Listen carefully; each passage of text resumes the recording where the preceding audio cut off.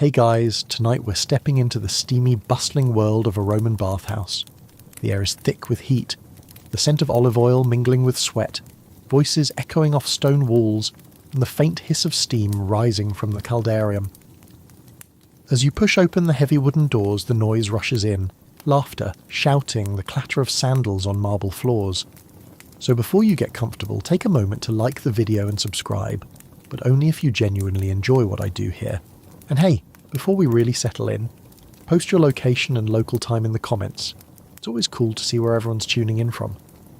Now, dim the lights, maybe turn on a fan for that soft background hum, and let's ease into tonight's journey together. The bathhouse was more than a place to wash up.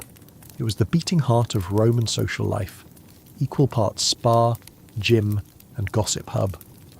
Imagine walking in for the first time, maybe a little nervous. The smell of warm, damp air hits you, mixed with that distinctive tang of sweat, damp stone, and maybe just a hint of something not so pleasant. Yeah, the drains weren't always great. The main entrance would usually open into a big, airy hall, maybe lined with columns, maybe decorated with mosaics or statues of gods.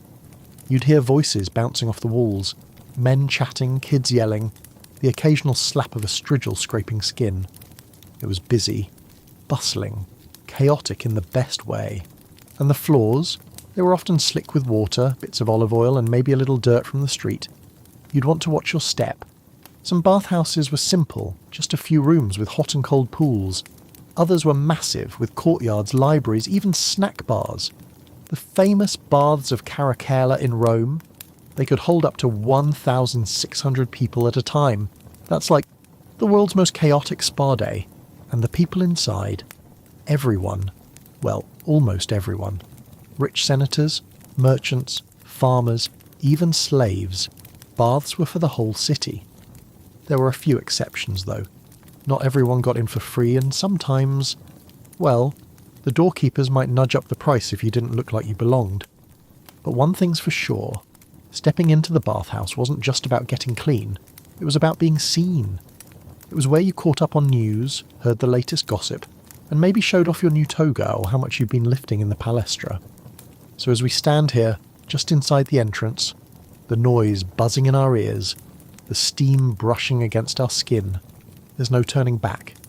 And as you step up to the counter, coins in hand, the bathhouse attendant gives you a little smirk. Time to pay up, and maybe watch your sandals. The bathhouse wasn't free, of course not. As you approach the entry counter, often a simple table or maybe just a stone slab with a tired attendant, you'd have to pay your fee. The cost wasn't outrageous, usually a few quadrans, the smallest Roman coins, like pocket change. But here's the thing, the attendants weren't exactly saints. They might glance at you, size up your tunic, your sandals, your general vibe, and decide whether you were paying the standard rate or the you look like you can afford more rate. It was a bit like a modern-day cover charge at a club, and sometimes it felt like the doorman was definitely playing favourites. The attendants, called capsari, were an odd bunch. Part gatekeeper, part locker room attendant, part occasional referee. They took your fee, watched over your stuff, and yes, they were known to skim a little off the top when no one was looking. Some even ran side hustles, selling cheap oils, snacks, or, if the rumours are true, offering a discreet look at someone's lost sandals for a little extra coin. Historians still argue whether the capsari were employed directly by the state, or if they were more like independent contractors, working for whoever ran the baths. Either way, they had a reputation. Some were fair, some were shady, and some, well, let's just say you didn't want to leave your best sandals unattended. And speaking of sandals, the moment you handed over your fee, you were expected to hand over your shoes, tunic, maybe even your bag. The bathhouse wasn't a place for carrying stuff around. That's what the appetiterium was for, the changing room. It's funny to imagine. Dozens of people all crammed into a space, half dressed, half lost, arguing over whose sandal was whose. The air would be loud, chaotic. Voices bouncing off stone walls as people stripped down, folded their clothes, and tried to remember exactly where they left their stuff. The capsari sat nearby, pretending to keep order, but also eyeing those piles of clothing like a cat watching a mouse. And the price of admission. It wasn't just coins. It was Vulnerability. Once you stepped into the baths, you were exposed, literally and figuratively. You couldn't hide behind fancy clothes or social status. Everyone was more or less the same. A bunch of sweaty, mostly naked humans trying to stay upright on slick marble. It wasn't all bad, though. The bathhouse was where deals were made, alliances formed, and stories swapped. That guy over there with the flashy sandals, maybe he's a senator. The scruffy fellow next to him, a farmer maybe, and the kid yelling for his dad across the room, just another voice in the clamour. The fee bought you more than just entry. It bought you access to the pulse of the city. The bathhouse was a microcosm of Roman life. Rich, poor, young, old. All crammed into a humid, slippery space trying to make the best of it. As you hand over your coin and your sandals, there's a moment of hesitation. A quiet understanding that once you step through, you're part of the flow now. Part of the heat, the noise, the ritual. And just as you think you're ready, a voice calls out, "Watch your step," because ahead of you, the changing room waits, and it's even messier than you expect. The apoditerium, the changing room, was where the chaos truly began. Step inside and the sound hits you first.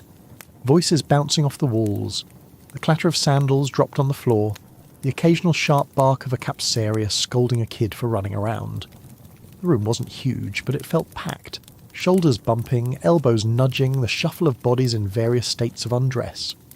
The floor, wet of course, a slick mess of water, oil drips, and the occasional abandoned sandal waiting to trip someone up. And the smell. Oh, the smell. A mix of damp tunics, sweat, a faint note of old olive oil, and maybe a hint of something earthy from the drains that didn't quite do their job. This was the moment when you had to navigate the unspoken rules. There were no numbered lockers, no little keys, just rows of shelves, maybe some hooks along the wall, and piles of clothes that all started to look very similar when you weren't paying attention. The capsari sat on their stools watching over the room like sleepy vultures. They were supposed to guard your things. But let's be honest, if something valuable went missing, well, good luck. Some people brought their own slaves to guard their stuff. An ancient version of hiring a personal security guard to watch your gym bag. Others just hoped for the best. There's a quirky little tidbit about theft in the baths. It was so common that the Romans actually wrote curse tablets, called defictiones, to hex thieves.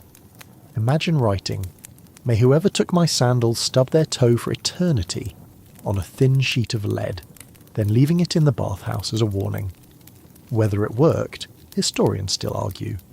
But it definitely shows how much people worried about losing their stuff. And the clothes themselves? Not much, really. A tunic, maybe a belt. Sandals, if you were lucky enough to afford a nice pair.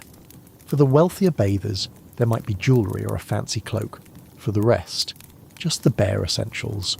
Once you stripped down, you were basically, well, exposed. The bathhouse was a place where status blurred. Sure, the senators might chat in one corner, and the farmers in another, but once you were in your skin, oiled and glistening, you were just another Roman. Unless, of course, you were a woman. Most public baths were strictly for men, though some had separate hours or spaces for women. Historians still debate whether mixed bathing ever happened regularly. But the general vibe was, the bathhouse was a man's world.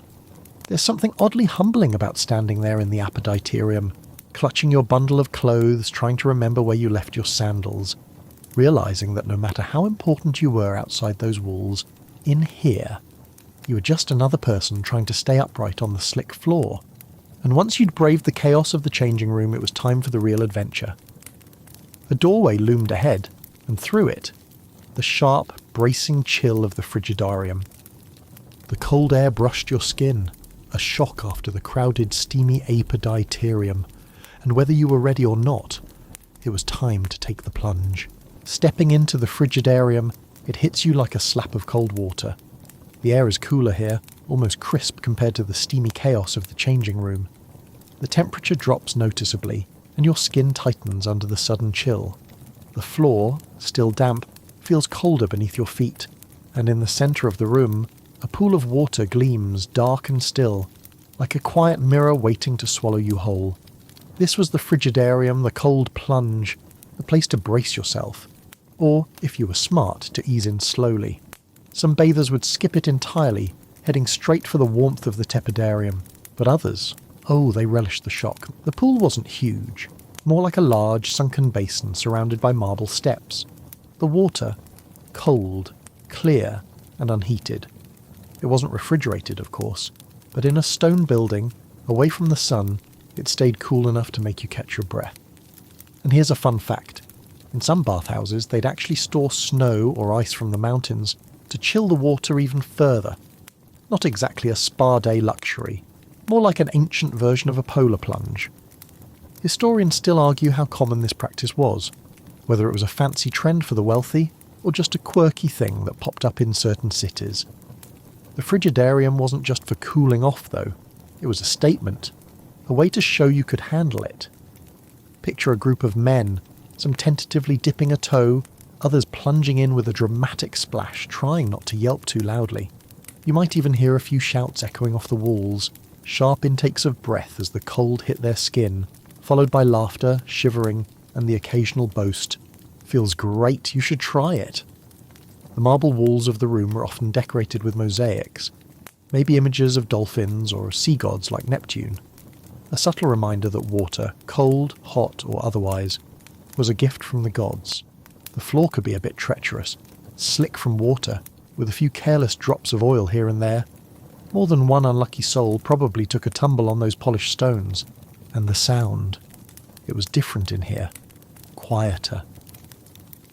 The chatter from the changing room faded, replaced by splashes, gasps, and the low hum of voices echoing in the cooler air. The frigidarium was often the first real stop on the bathhouse circuit, the place where you braced yourself for what was to come. For some, it was a quick dip and out.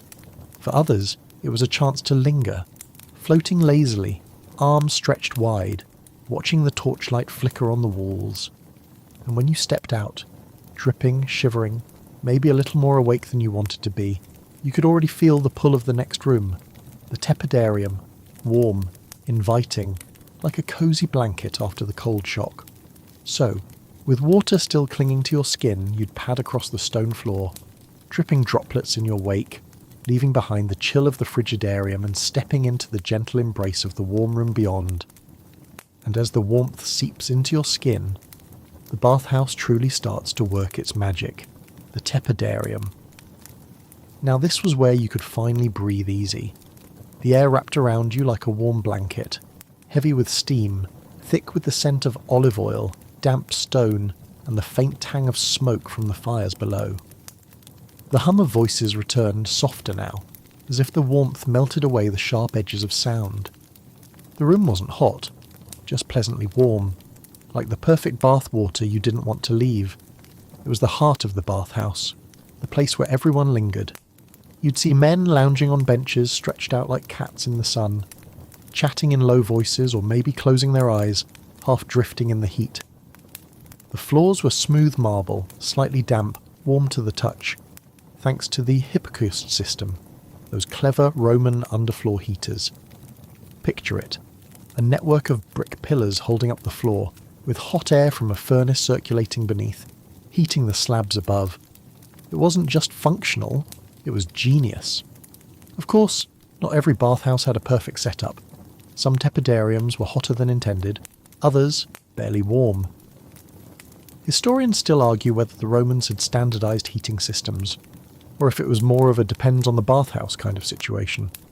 And the bathers themselves, they were a mix of everything. You'd see old men with creaky joints, slowly stretching out, young men laughing too loud, maybe a senator deep in conversation with a merchant, voices low and serious. Deals were made here, gossip was whispered, alliances were formed. There's even a story, though no one's sure if it's true, about a famous poet reciting his verses right here in the tepidarium, using the natural acoustics to make his words ring out. Whether it really happened or not, you can imagine the scene. The soft hum of conversation, the flicker of torchlight, the steady drip of condensation from the ceiling, and in the middle of it all, someone's voice carrying through the mist. The heat relaxed you, loosened the muscles, softened the skin, but it also made you sweat, and sweat in the Roman mindset was a good thing. It was part of the cleansing ritual. Part of the process of purging the body of impurities. You'd feel it trickling down your back, your arms, even the backs of your knees. A constant warm reminder that you were alive, and maybe just a little sticky. The tepidarium was also where you started to see the fancier side of bath culture. Wealthy bathers might have servants with them, oiling their skin, massaging their shoulders, whispering the latest news. Some would carry little boxes of scented oils or perfumes, a subtle way of saying, yes, I can afford the good stuff. But no matter who you were, the tepidarium was the place to linger, to soak in the warmth, to ease into the rhythm of the baths. It was a pause, a breath, before the intensity of the caldarium. And so, with your skin warmed, your body relaxed, and your senses softened by the heat, you'd find yourself ready, maybe even eager, for what came next. A doorway loomed ahead, the air shimmering with heat, the promise of the caldarium waiting to envelop you like a furnace. Time to sweat it out, Roman style. Stepping into the caldarium, it was like walking into a cloud of steam that swallowed you whole. The heat hit you in the chest, heavy and damp, a wave that clung to your skin and made every breath feel thick. The air shimmered, like you could almost see the heat hanging there, a living thing in the room. The temperature was no joke. This was the hottest part of the bathhouse, designed to make you sweat, to open your pores, to force out whatever you'd been carrying around all day. Some bathhouses kept it comfortably warm. Others? Well, you could roast a chicken in there. The Romans had a clever system for it too. The Hippocust furnace below burned wood or charcoal, and the hot air flowed under the floors and up through hollow walls, turning the caldarium into a giant human-sized oven. If you stood too long in one spot, the soles of your feet might start to sting. You'd shift your weight, trying to find a cooler patch of floor, but good luck with that. The room itself was often small, dark and steamy. Walls sweating with condensation, marble benches slick with moisture. A large basin called the labrum sat in the middle, filled with cool water, for those brave enough to pour it over their heads. And if you really wanted to feel alive, you dip your hands in and splash your face, shocking your system back to reality. People sprawled across the benches, skin glistening, hair plastered down, some chatting in low voices, others just sitting in silence, eyes half closed, as if meditating in the heat. And every now and then someone would mutter a soft, "By the gods, it's hot in here." Not that anyone was surprised. And here's a quirky little tidbit. Some bathhouses added herbs or flowers to the steam, a bit of lavender or rosemary tossed into the furnace, infusing the air with a faint calming scent. Historians still argue whether this was a common practice, or just a luxury for the fancier spots. But it wasn't all relaxation. There were rookie mistakes to make in the caldarium, like staying in too long, easy to do when you were chatting or just dozing off. You'd stand up too fast, dizzy from the heat, and bam! Next thing you know, you're on the floor wondering why the ceiling is spinning. Or the classic error, forgetting the floor was a bit slick. A misplaced step, a little too much oil on your feet, and suddenly, well, you were horizontal. The heat worked its magic, though. Muscles softened, tension melted away, and your skin felt different. Softer, maybe. Looser. Like the heat had worked its way down to your bones and smoothed out the edges. It was in the caldarium that people often whispered secrets, made deals, maybe even plotted a little mischief. The walls echoed with voices, hushed, sometimes sharp, sometimes a little too loud as the heat loosened tongues. And when you'd had enough, when the sweat ran down your face, your back, your legs, when your skin felt like it might just slide right off, you knew it was time to move on. One last glance at the flickering torchlight, one final wipe of sweat from your brow, and you'd make your way back toward the tepidarium or, if you were brave, straight to the strigil and the oil. The caldarium left its mark. You stepped out, dripping, breathless, maybe a little wobbly, but feeling lighter, as if the heat had burned off more than just sweat. And outside the caldarium the strigils waited, ready to scrape the day away. The strigil. That humble little tool was the secret weapon of every bathhouse visit. A curved strip of metal, usually bronze or iron, about the length of your forearm, shaped like a flattened S. or a slightly bent ruler. It didn't look like much, but it was essential. After all that sweating in the caldarium, you were, well, a mess. Your skin was slick with oil, sweat, and a fine layer of dust that seemed to cling no matter how much you tried to wipe it away.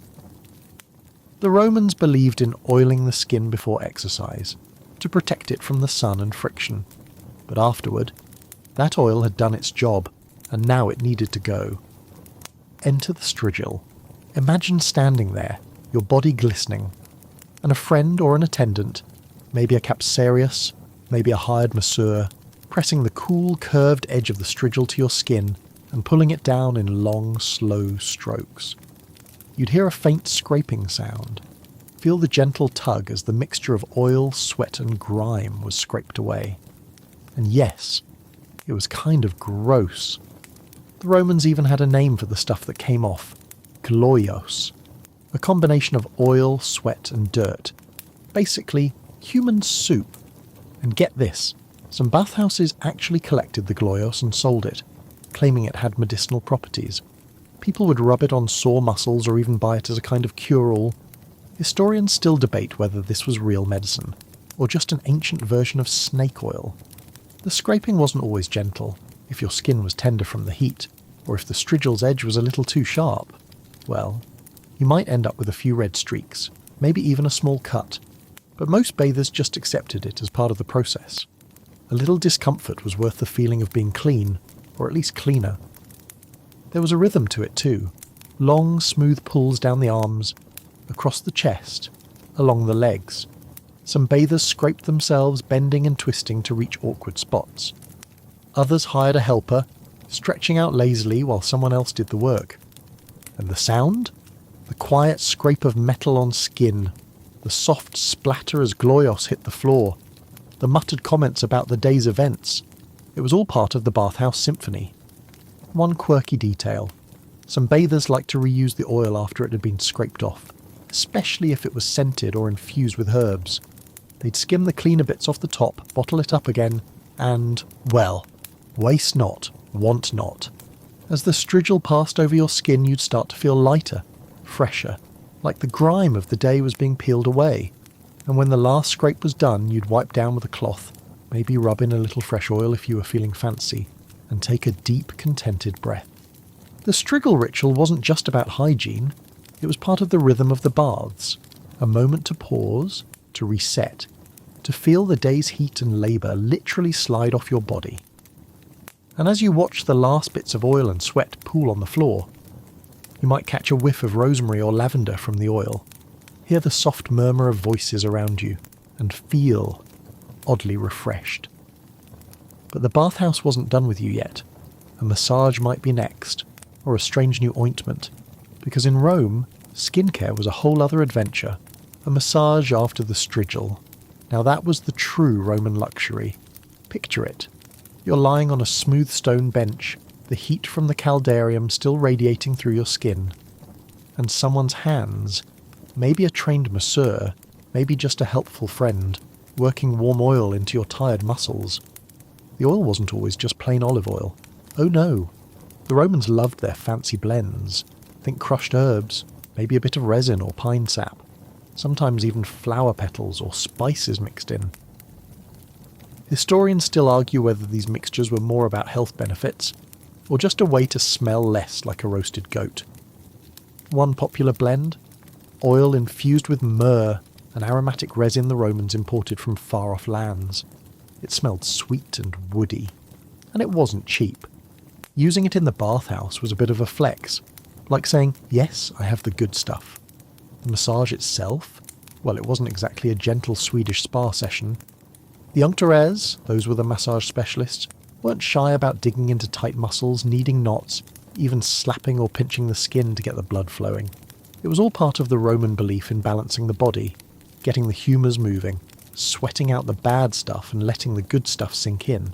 There's a quirky little tidbit here. Some bathers believed that rubbing oil into the scalp could prevent hair loss. Imagine a group of men, half naked and shiny, vigorously massaging their heads while muttering hopeful prayers. Whether it worked? Historians still debate that, though I'm guessing the results were mixed.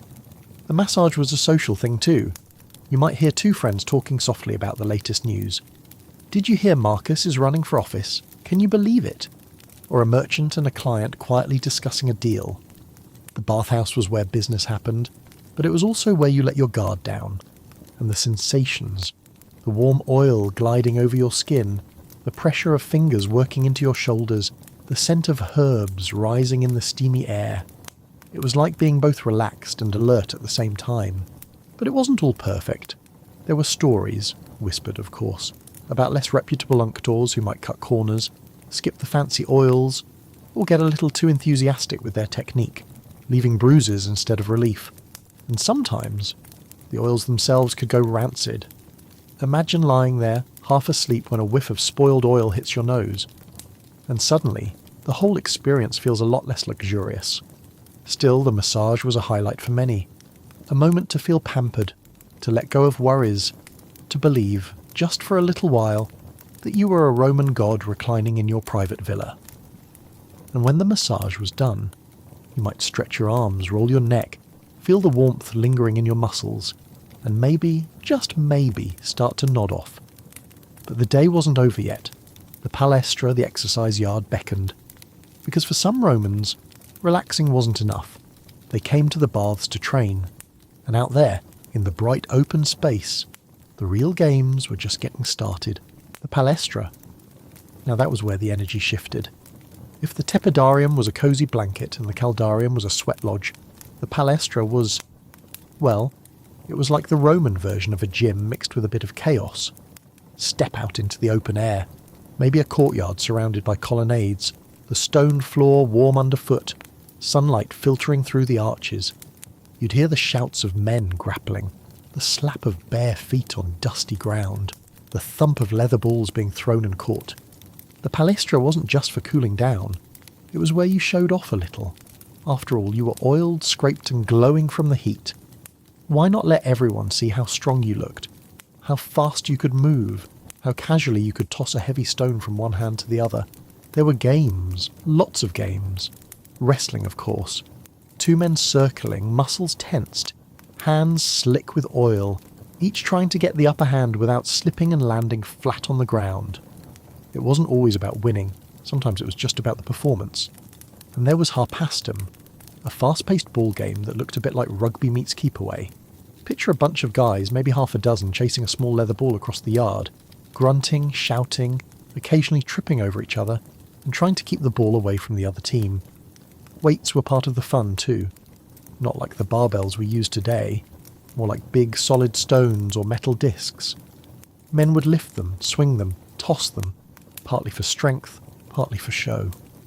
The sounds here were different, louder, rougher, laughter mixed with grunts, the occasional groan when someone took a tumble, and the sharp smack of flesh on flesh as two wrestlers locked up. And let's not forget the training talk, friends egging each other on, bragging about who lifted more, who lasted longer in the caldarium.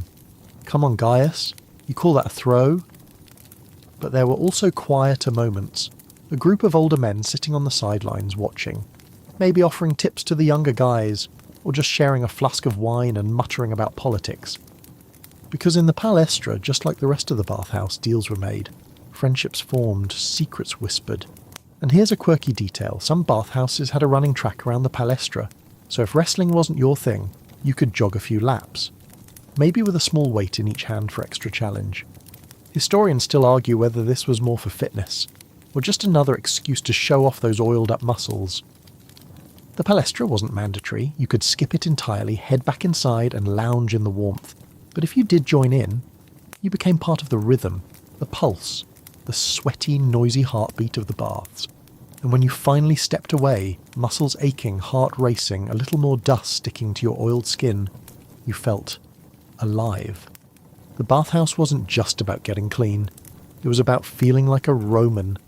And as you wiped the sweat from your brow, you'd glance toward the shaded corners, where men were murmuring, dealing, maybe plotting their next big move. Because in the bathhouse, the body wasn't the only thing that got worked over. The real power plays happened in whispers, in the heat, in the steamy haze of the baths. The bathhouse wasn't just a gym or a spa, it was a network. Imagine stepping back into the steamy tepidarium, freshly scraped and massaged, your muscles warm, your body humming from the exertion, and all around you, deals are being made. Two merchants whispering over a flask of wine, plotting the next shipment of grain, a senator leaning in close to a young politician, murmuring about a vote in the forum, a group of veterans grumbling about the latest tax hike. The bathhouse was like an ancient office, a stock exchange, and a barbershop all rolled into one, except everyone was mostly naked, sweaty, and maybe just a little too oiled up.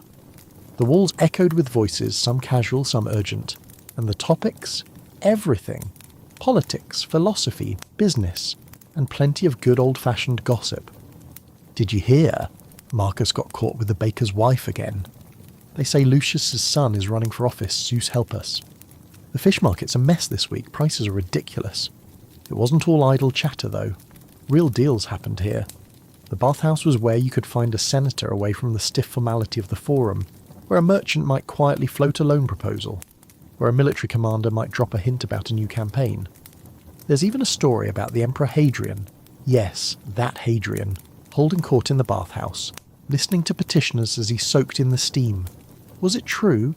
Historians still argue whether this really happened, or if it was just a story that grew in the telling. But the idea of power flowing between the baths and the Senate, it's not that far-fetched. And of course it wasn't all business. The bathhouse was a hub for rumours, whispered scandals, and the occasional loud, drunken debate. Some people came just to watch, to listen, to keep an ear on the pulse of the city. The setting made it easy. No togas, no formal audiences, just humans, half naked and glistening in the dim light, sweating out their frustrations. It was a place where the usual barriers dropped, where you could lean in close, speak in a low voice, and make a deal without half the city listening in. But it wasn't all smooth sailing. Sometimes the bathhouse turned tense. Arguments flared, voices rose. A careless comment could spark a heated debate. And every once in a while, someone might get a little too handsy or too bold and a scuffle would break out. Not often, but it happened. The Capsari, those attendants near the entrance, would sometimes step in trying to restore order, but mostly they just watched and let it play out. It was a delicate balance. Relaxation, conversation, competition, and the undercurrent of ambition, all swirling together in the steam. And if you listened closely, you could almost hear it, the whispered currents of power flowing beneath the surface, the low hum of deals being struck, and maybe, just maybe, the start of a plan that could change everything for someone somewhere. You might not survive a day in a Roman bathhouse, but if you did, you'd walk away with a full body, a sharper mind, and maybe a few secrets tucked into the folds of your still damp tunic. And just as your stomach starts to rumble, you'd catch a whiff of roasted nuts and spiced wine drifting from a corner of the bathhouse. Because yes, even dining was part of the experience. Food in a bathhouse, it might sound strange to us now, but in ancient Rome it was just part of the vibe. After all, a long day of sweating, scraping, wrestling and socializing worked up an appetite. And what better place to grab a bite than the baths themselves? Bathhouses often had a little snack bar tucked into a corner. A thermopolium, they called it. The smells would hit you first. Roasted nuts, spiced wine, maybe a hint of honeyed cakes drifting through the steam. The scent mingled with the sharper tang of sweat and oil, creating a weirdly cosy, if slightly pungent atmosphere. The menu wasn't exactly fine dining, but it was good enough. You could get libum, a simple cheese bread, warm and soft, or olives glistening with oil and sprinkled with herbs, maybe a handful of dried figs or nuts for a quick snack. For those feeling fancy, a little cup of spiced wine, mulsum, was the perfect touch. And yes, people ate while sitting in the steam, lounging on benches, or even reclining in a corner of the tepidarium. Some balanced plates on their laps, others perched them awkwardly on the stone benches. There weren't really rules, it was a bit of a free-for-all. Of course, accidents happened, a dropped fig here, a splash of wine there, and, well, the floor wasn't getting any cleaner. There's even a quirky story, though historians still debate whether it's true, about a particularly rowdy bathhouse where someone's snack tray tipped into the pool, sending a swirl of nuts and olives drifting lazily in the water. You can almost hear the groans and the muttered curses. And let's talk about the vendors, the lupinari, those guys selling roasted lupin beans or little bites of cheese. They'd wander through the bathhouse, calling out their wares, weaving between dripping bodies and clattering sandals, trying to tempt a few extra coins from bathers who were too relaxed or too lazy to get up. Eating at the baths wasn't just about food, it was about lingering. You didn't rush through a bathhouse visit. You let the day stretch, sweating, chatting, snacking, resting, until your skin felt soft, your muscles loose and your stomach pleasantly full. But it wasn't all sunshine and olives. There were hygiene issues, of course. The baths weren't exactly known for pristine cleanliness. Historians still argue whether people worried much about the occasional crumb floating in the water, or whether they just shrugged and figured, it's part of the experience. And sometimes things got a little too rowdy. After a few cups of wine, voices might rise, arguments might flare, and on occasion someone would end up slipping into the pool, not for a dip, but by accident. But for the most part, the bathhouse was a place to unwind, to nourish the body and the mind. A bite of cheese, a sip of spiced wine, a few figs shared with a friend. It was all part of the rhythm. You'd lean back, feel the heat sinking into your skin, taste the sweetness of a date melting on your tongue, and think, this is the life. Of course, not everyone got to enjoy this. There were rules, hierarchies, even in a place as seemingly casual as the baths. And who could enter, where they could go, and how they were treated. Well, that's where things got complicated. The bathhouse seemed like the great equalizer, but in reality it wasn't quite so simple. Sure, the baths were open to most free men, regardless of wealth or status, but like everything else in Rome, there were unspoken rules, invisible lines you didn't cross unless you wanted trouble. For starters, women. Women could use the baths, but usually only during designated hours, or in separate spaces entirely. The idea of mixed bathing makes for a fun mental image, but historians still argue whether it really happened. Some sources say yes, there were mixed baths, especially in smaller towns, while others insist it was a scandalous rarity, something whispered about but not widely accepted. And even in women-only hours it wasn't always safe. There are stories, some likely exaggerated, of men sneaking into the women's baths, of stolen clothes, of awkward encounters. The bathhouse, for all its steam and heat, wasn't always a place of perfect civility. Then there were the slaves. Most bathers would bring a personal slave along, someone to carry their towels, guard their clothes in the apoditerium, maybe even help with oiling and scraping. But a slave wasn't exactly a guest. They were expected to be quiet, attentive, invisible, really. There's a quirky detail here. Some bathhouses had a separate entrance for slaves, a small side door that kept them out of the main flow of traffic. Not because they weren't allowed to enter, they could, and often did, but because their place in the social order was, well, lower, always lower. And then there were the unspoken hierarchies within the bathers. The wealthier men, the senators, the merchants, the landowners, might cluster in certain parts of the tepidarium, lounging on the nicer benches, getting first pick of the massage services. The poorer citizens, tradesmen, farmers, they were welcome, sure, but they knew their place. A young farmer fresh from the fields wasn't going to sprawl out next to a senator without raising a few eyebrows. The bathhouse was public, but status still followed you like a shadow. And yet, there was something special about the baths that did blur the lines. You could be a senator's neighbour for an hour, share a joke with a baker, overhear a philosopher muttering about the stars. The walls of the bathhouse echoed with a mix of accents, classes and opinions you might never hear in the rigid halls of the forum. That didn't mean it was always friendly. Fights could break out, over stolen sandals, over a misplaced towel, over an accidental elbow in the palestra. The capsari tried to keep order, but they weren't miracle workers, and every now and then someone crossed the line. There are stories, again debated by historians, of bathers being ejected for bad behaviour, for disrespecting the rules, for getting a little too handsy with a fellow guest. It was a social dance, a delicate balancing act. The baths were a place of relaxation, sure, but they were also a stage. Every move, every word, every glance was part of a performance. and as you sat back, towel draped across your lap, the scent of oil still clinging to your skin, you couldn't help but wonder, who's watching, who's listening, and who might remember what you said, long after the steam had faded. The bathhouse was a place of stories, and not all of them were pretty. The smells, the sounds, the grime.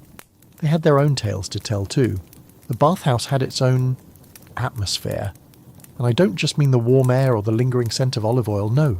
The baths had a smell, a mix of damp stone, sweaty bodies, oil, maybe a bit of spiced wine drifting from the corner, and underneath it all, a faint musty undertone from the water, the drains, and, well, whatever had been tracked in from the street. Let's be honest, this wasn't exactly a pristine spa. The Romans were proud of their engineering, sure, but hygiene standards? Let's just say they were different. The pools were communal. That meant everyone's sweat, oil, and other things ended up swirling together in the water. And while the water looked clean, clear, maybe even sparkling under the light from the torches, it was a shared soup. A warm, relaxing, slightly murky soup. And then there was the noise. The baths were never silent. Voices bounced off the stone walls, echoes blending into a constant hum. Laughter, conversation, the soft scrape of strigils, the occasional slap of a sandal slipping on the wet floor. Someone might sneeze, and a voice from across the room would call out, "Salve!" in greeting. A kid would shout, maybe chasing after a ball, and a capsarius would bark at him to quiet down. The tepidarium had a low, steady buzz, but step into the palaestra and it was a whole different soundscape. Grunts, shouts, the thud of bodies hitting the ground, and every now and then a cheer or a groan when someone pulled off an impressive throw or stumbled in the dirt. And let's not forget the drains. Oh yes, the drains. Water had to go somewhere, right? And while the Romans were masters of plumbing, those aqueducts, the hypocaust systems, they didn't have modern filtration. The water flowed out of the pools, carrying with it oil, sweat, the occasional fig seed, and other things you didn't want to think too hard about. Sometimes the drains clogged, and when that happened, the smell, well, it wasn't great. A sharp, sour, earthy scent that clung to the air until someone finally cleared the blockage. And then there were the rats. Yes, rats. They lived in the walls, the drains, the dark corners of the baths. You'd catch a glimpse, a quick flicker of movement, out of the corner of your eye, and by the time you turned your head it was gone. A little reminder that you were sharing this space with more than just your fellow Romans. But here's the thing. Nobody seemed to mind all that much. The smell, the noise, the grime. It was part of the experience, part of the life of the bathhouse. Historians still argue whether the Romans really thought of their baths as dirty, or if their concept of cleanliness was just different. They didn't scrub down with soap like we do today. They oiled, scraped, sweated, and called it a day. And maybe that's the lesson here. The bathhouse wasn't perfect. It was messy, loud, sometimes a little gross, but it was alive, a place where the city came together, where the rich and the poor, the old and the young, all shared the same steamy, slippery space. You couldn't separate the beauty from the grime, the warmth from the sweat, the oil from the, well, you get the picture. And as the day wore on, and the steam started to thin, it was time to think about heading out. Because the bathhouse had its own rhythm, and when closing time came, you didn't want to be the last one left behind. As the day drifted toward its end, the bathhouse began to change. The steam hung lower, the laughter grew softer, and the once busy corridors started to thin out. You could almost feel the shift, the quiet hush of tired bodies, the slow gathering of towels and tunics, the scrape of sandals against damp stone. Closing time wasn't marked by a bell or an announcement, just a gradual winding down. The attendants, the capsarii, moved through the rooms, grumbling as they reminded lingering bathers that it was time to clear out. The capsarii were tired too, their tunics damp with sweat, their arms sore from a day of hauling strigils, towels, and maybe the occasional drunk bather who had passed out in the tepidarium. There was always a little chaos at the end. People searching for their clothes in the apoditerium, trying to remember where they left their sandals. Voices calling out, Has anyone seen my belt? While the Capsari half-heartedly tried to keep the piles of tunics and cloaks from turning into a tangled mess. And of course, the inevitable missing items. A sandal here, a towel there, maybe even a fancy oil flask that had mysteriously vanished. Historians still debate how often theft actually happened in the baths, but there's a reason curse tablets were so popular. For the regulars, this end-of-day scramble was just part of the routine. You'd expect to leave a little lighter, whether it was a missing hairpin or a lost sandal, or maybe just a sense that you'd left a little too much energy on the wrestling ground. And those who lingered too long, well, they risked being locked in. The great bronze doors of the bathhouse would eventually swing closed, the fires of the Hippocaust banked down for the night, and if you were still inside, let's just say it wouldn't be the most comfortable place to spend the night. The bathhouse wasn't a 24/7 operation. The fires needed rest, the water needed draining, the attendants needed to clean the floors, scrape the grime from the drains, and maybe, just maybe, take a quick dip themselves before heading home. There's a quirky detail here. Some bathhouses actually kept their own cats, not as pets, but as pest control. These little guardians roamed the halls, chasing mice and rats away from the storerooms, where the oils and towels were kept. Whether they helped much, historians still argue, but the image of a small cat slipping through the shadows of the frigidarium is kind of fun to picture. As the last few bathers trickled out, the sounds of the day faded, the slap of sandals on marble, the low murmur of voices, the occasional splash, all replaced by a soft, lingering silence. And when you stepped back out into the city streets, hair damp, skin glowing from the heat and oil, the air felt cooler. The world outside the baths was louder, harsher, but for a little while you carried that warmth with you. You walked home slowly, maybe a little lighter on your feet, maybe still tasting the salt of the steam on your lips, maybe already thinking about your next visit. Because in the end, the bathhouse wasn't just a place to get clean. It was a part of the city's rhythm, a place where you could lose yourself in the heat, the steam, the voices, and come out the other side, not just refreshed but renewed. And while the doors might close for the night, the bathhouse left its mark on every bather who passed through. Even after the fires cooled, the strigils were stacked away, and the echoes of laughter faded into silence. The bathhouse left behind a strange sort of afterglow. Walking home through the streets of Rome, your skin warm, your muscles loose, you couldn't help but feel different. There was a rhythm to it all. The bathhouse wasn't just a routine, it was a ritual of oil and heat, of sweat and steam, of scraping, stretching, and sharing quiet moments in the haze. And when you stepped back into the cold air, the night felt sharper, the city more alive. But the bathhouse wasn't perfect. For all its luxury and community, it was also a place of contradictions. The rich and poor might share the same pools, but their experiences weren't exactly equal. A senator could afford the best oils. A slave might be there just to serve. And sometimes, the bathhouse wasn't just a place for relaxation, but for whispers and plots, for deals made in low voices, for stolen glances and silent grudges. Historians still argue whether the bathhouse was a true melting pot, or just a stage where everyone played their part, sticking to their social scripts, even as they sweated in the same steam. And yet, for all its messiness, it was also a little magical. A place where the lines blurred, just for a moment, where a merchant might brush shoulders with a philosopher, where a farmer might hear a senator grumble about taxes, where a kid might sneak a fig from a vendor's tray and no one would mind. The legacy of the baths lived on long after the last torch was snuffed out. The Romans carried the idea of communal bathing with them wherever they went, across their empire, from Britannia to North Africa. And even when the baths themselves crumbled into ruins, their echoes lingered. Think about it. Modern spas, steam rooms, saunas, they all have a little piece of the Roman bathhouse in them. The idea that you can step into a space, let the world melt away, sweat out your worries, chat with a friend, leave feeling a little lighter, a little cleaner, that's a gift from the Romans. And maybe, just maybe, somewhere in the back of your mind you'd remember that first step into the bathhouse.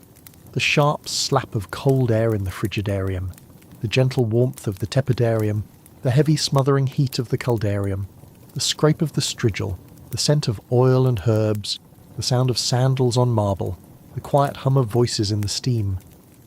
You wouldn't survive a day in a Roman bathhouse without a few blisters, a lost sandal, maybe a headache from the heat, but you'd come out different, tired, maybe a little wobbly, but refreshed, renewed, alive. And as you drift off tonight, let the scent of olive oil linger in your imagination. Feel the warm stone beneath your feet, the cool drizzle of water over your skin, and the soft, endless murmur of the baths all around you. Now let's slow it down.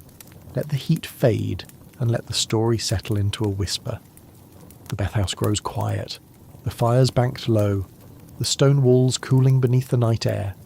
The water in the pool stills dark and glassy, the last drops of oil clinging to the surface. The strigils are stacked neatly in their corner, the sandals left behind tucked under benches waiting for the next day. A faint breeze slips through the open arches, carrying with it the soft scent of olives, herbs, and stone warmed by the sun. The marble gleams faintly in the torchlight, but the glow is fading, the last whispers of conversation slipping away into the dark, your body heavy now, relaxed, warm, and loose, as if the heat of the bath still lingers deep in your bones. The day's noise, the shuffle of feet, the gentle splash of water, the low hum of voices, it all fades into a distant memory. Your breath slows, each inhale a little deeper, each exhale a little softer. The tension melts, your eyelids grow heavier, your thoughts drift. The bathhouse doors close for the night, but in your mind they remain open, waiting, quiet, timeless.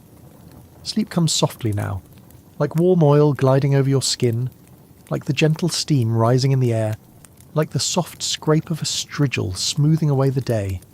Let it all slip away, let it all slip away. Good night, sleep well, and may the baths be waiting for you as next time.